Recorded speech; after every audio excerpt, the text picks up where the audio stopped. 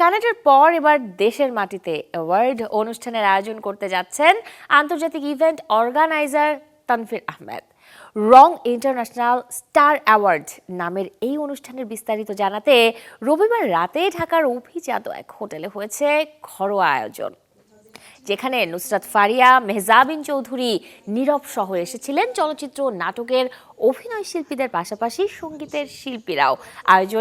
আয়োজক তানভীর জানান, ২০১৭ সাল থেকেই কানাডায় বিভিন্ন শো আয়োজনের পাশাপাশি তারকাদের সম্মাননা জানিয়ে আসছে রং প্রোডাকশন।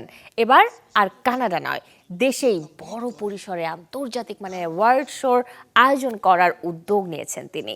তার বিশ্বাস, এই যাবৎকালে যা হয়নি তাই হবে রং ইন্টারন্যাশনাল স্টার অ্যাওয়ার্ড আসরে। আয়োজনে এসে রিজবাকে শুভেচ্ছার শুভকামনা জানান তারকারা।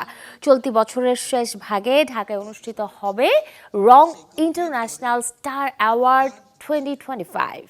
এখানে সবাইকে এক করার কারণ হলো আমি 2025-এ একটা রিজবা ইন্টারন্যাশনাল অ্যাওয়ার্ড করেছি। সেটার পরিপ্রেক্ষিতে এটা প্রতি বছর এক এক দেশ যাবে, জাস্ট লাইক এ আইফা। তো সেই পরিপ্রেক্ষিতে আমি 2026 বাংলাদেশে করতে চাচ্ছি এবং 2027 উইল ডু ইন লন্ডন। এই অনুষ্ঠানটার করার পিছনে সবচেয়ে মেন রিজন হলো গেট টুগেদার করা। আমি কে, রং প্রোডাকশনকে, আমার আর্টিস্টদের সাথে কীরকম একটা কানেকশন, এটাই সবার সামনে তুলে ধরা।